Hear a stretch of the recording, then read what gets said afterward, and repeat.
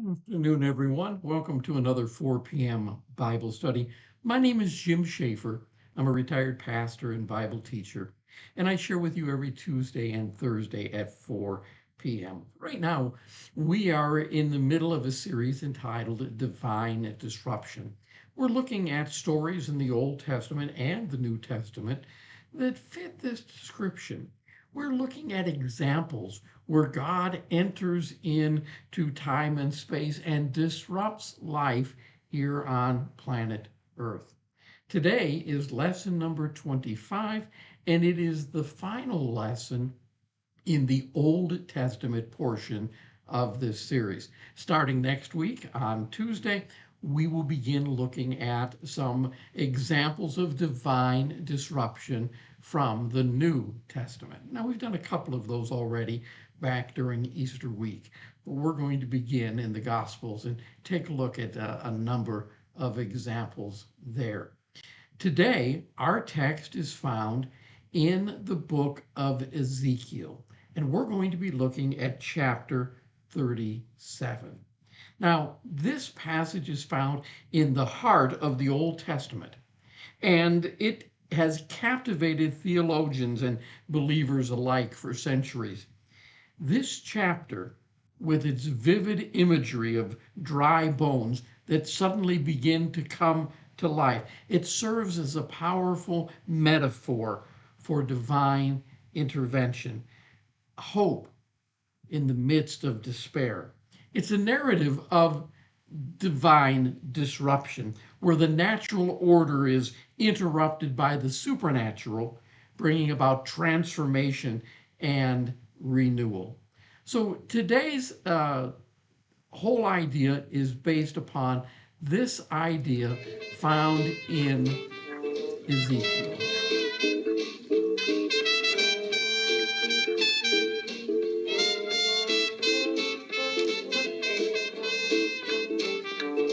Them bones, them bones, them dry bones, them bones, them bones, them dry bones, them bones, them bones, them dry bones.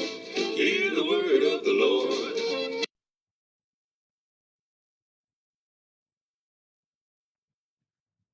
So, did that little jingle ring a bell with any of you? Do you remember that song, them bones, them dry bones? Again, this was a song that perhaps was a part of your youth. If you remember singing it or remember it as part of maybe your kids' church, leave me a comment there.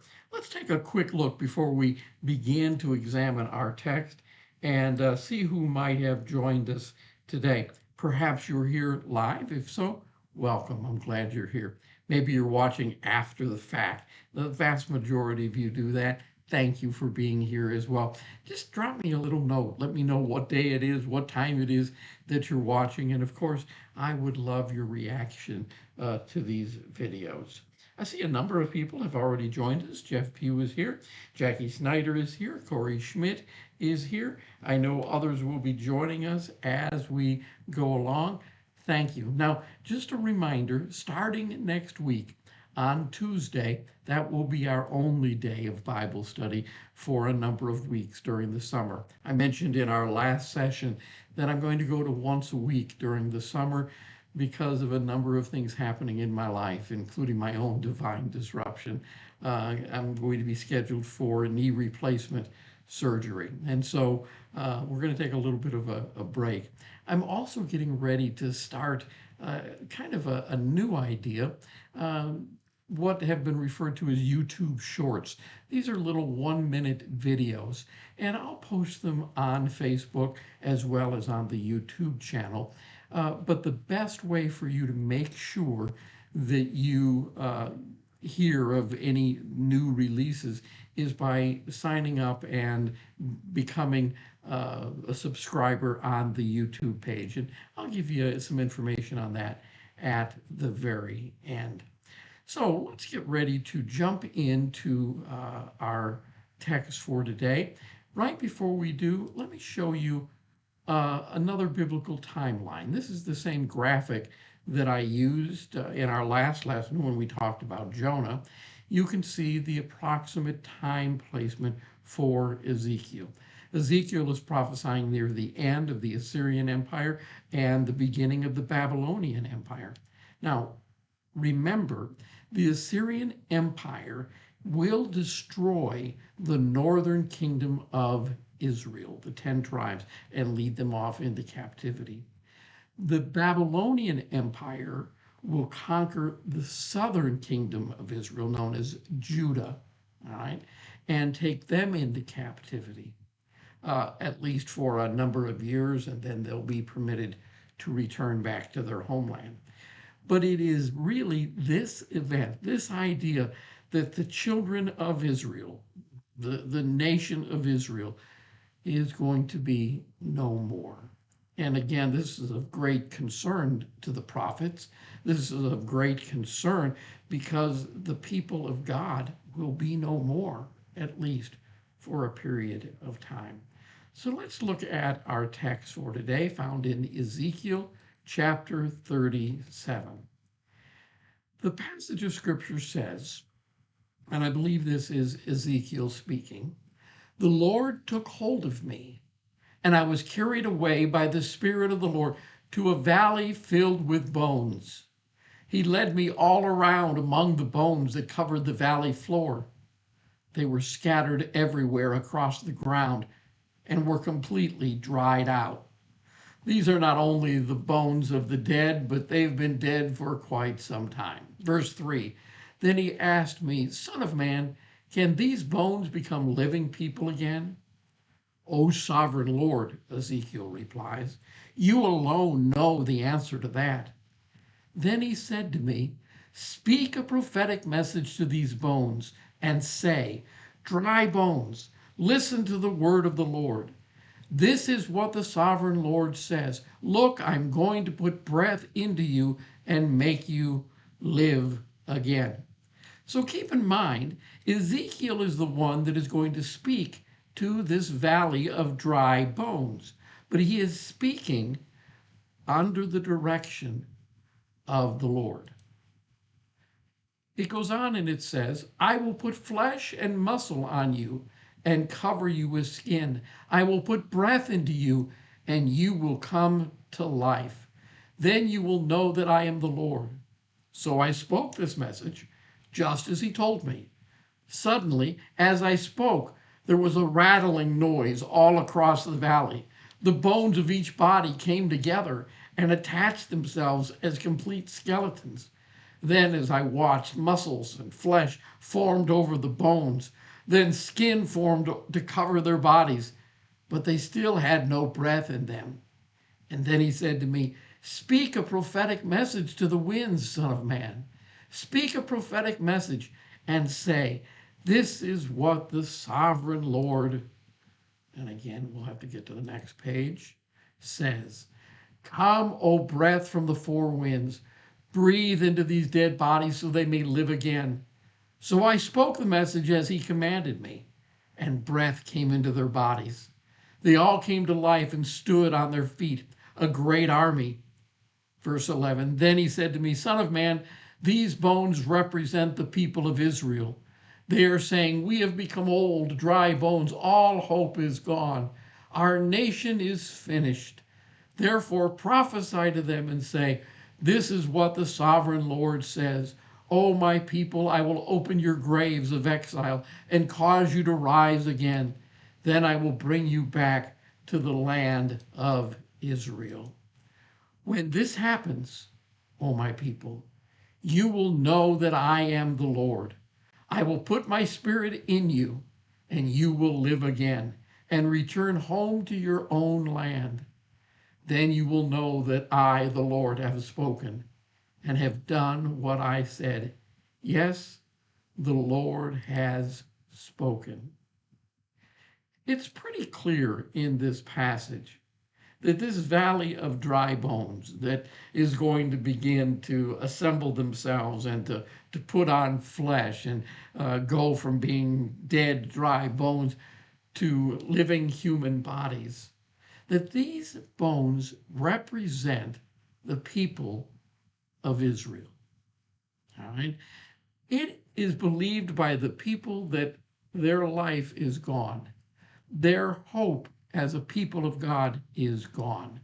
They have rebelled and rebelled and rebelled, and now they are paying the price. But God is promising that he will cause that which was dead to come back to life again. Ezekiel 37 opens with the prophet Ezekiel being led by God to this valley with dry bones. As we've said, the bones clearly represent the people of Israel, who are in a state of exile and hopelessness. The vision is clear. Without divine intervention, there is no life, there is no future for these bones. But as Ezekiel prophesies, the bones come together, the flesh grows, and breath enters into them. They stand up, an exceedingly great army, a symbol of Israel's restoration and revival. Now, in this passage, the disruption is twofold. Firstly, it disrupts the finality of death. Bones, especially dry bones, characterize a world that is filled with spiritual dryness and despair. The concept of divine disruption speaks volumes. It reminds us that no situation is beyond the reach of God's transformative power. So let's take a look. Even in our day today, there are situations that appear to be hopeless. There are events that take place in our life, and we wonder, what in the world can we do? It is as if all hope is lost. But this passage reminds us of a number of very important lessons. And I want to share with you a number of lessons. Lessons from dry bones. So you can hold on with me here. They're pretty simple, but I think you will appreciate them. The first thing that I want you to recognize is that there is power, the power of hope in the midst of despair. It seems as though all is lost as far as the nation of Israel is concerned. It appears as though their time under the sun has come to a close. The northern kingdoms have been taken and have been destroyed. The southern kingdom now faces the very same thing. But God says, do not despair, for in the middle of all of this despair is hope. I want to remind you that not only do we have this ancient fulfillment of the children of Israel being able to go back to their homeland and rebuild their temple, but following their destruction in 70 AD, when the Jews were scattered from one end of the earth to another, we see the same thing. It appeared as though the children of Israel were dead and gone. Their nation was no more. But in 1948, the Jewish nation was once again created. Now, there is still conflict in that land even today, but there is hope in the midst of despair. The second lesson that I want you to see is the power of leadership. We see that God has Ezekiel do all of the talking. Now, God gives him the message, but it is this man that steps forward and becomes the spokesman for God. And as he does so, the miraculous happens. I'm convinced that nothing in this world takes place without leadership, without the people of God standing up and taking a step forward and simply proclaiming what God has asked us to proclaim. That really brings us to the third aspect here, and that's the power of obedience. Ezekiel does exactly as he is told. If we expect to see change, if we expect to see life spring forth again from the midst of despair and grief and darkness, we too must be obedient and do what God has asked us to do. And then, fourthly, the power of God. Now, I did a great deal of research as we were moving towards this lesson. And I saw all kinds of lessons that we can derive from this passage. And I kept seeing things about what we could do. But the truth is, in this passage, one thing is completely clear. Everything that happens, everything that causes life to take place, happens because of the power of God. The truth is, Ezekiel could have talked until he was blue in the face, and nothing would have happened had God not done the work. Yes, there is leadership there. Yes, there is obedience there. But it all boils down not to Ezekiel, but to God, the power of God. And that brings me to the fifth and final lesson, and that is nothing is impossible with God. Nothing is impossible with God. We may find ourselves in difficult situations in our life, but don't give up, because with God, all things are possible. Sometimes we lose sight of that very simple truth, but God is desiring to make a change not only in our life, but in the life of everyone we come in contact with, to make a difference because of his power. So this brings us to the end of our series, Divine Disruption, as far as the Old Testament is concerned. Now, I could have provided you with some additional lessons there, but I thought this was a good one to end on in the Old Testament, a very dramatic story. But I want to encourage you to join with me on Tuesday as we enter into the New Testament portion of this series. Please make note of the YouTube address that's there at the bottom. I believe this will be the 81st lesson that I will have uploaded to YouTube. So all of the previous lessons we've done are there. I'm still going back and adding additional lessons, and that's one of the things that I'll probably be doing as I'm recovering from knee surgery, because I can do that behind the scenes, and you won't have to see the scowl on my face and the pain in my eyes. But again, I want to encourage you to go to YouTube, youtube.com at Jim Schaefer 8933. If you want to do the backslash and the word playlists, that will give you all of the various categories that we have videos in. But go ahead and subscribe to that page. It doesn't cost you anything, and it will alert you every time I upload a new video. The brand new series that I'm looking to do, the 1 Minute Devotion series, is not going to be done live. I'm going to be doing that again behind the scenes, and I will post those, but the only way you'll know I post them is if you happen to run across it on Facebook, or if you subscribe on my YouTube channel.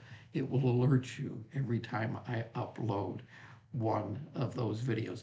Now, these videos are going to be called Seeing Yourself as God Sees You. I want us to begin to look at our life as God sees us.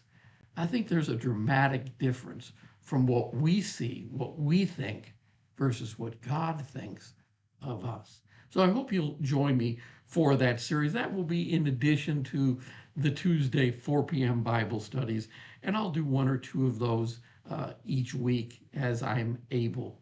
And so I invite you to come along and participate with me on that. Thank you so much for being here. Let's just take a quick look and see if there's any messages that have come through. I see Amanda Langford Wepler. Thank you for being here, Amanda. And a number of you have commented as well. Jeff says he remembers them bones, them dry bones. At any rate, thank you for being here. I hope you have found this to be meaningful. I look forward to seeing you all on Tuesday. And until then, I hope you have an absolutely wonderful weekend. God bless you. Have a great day. Bye bye.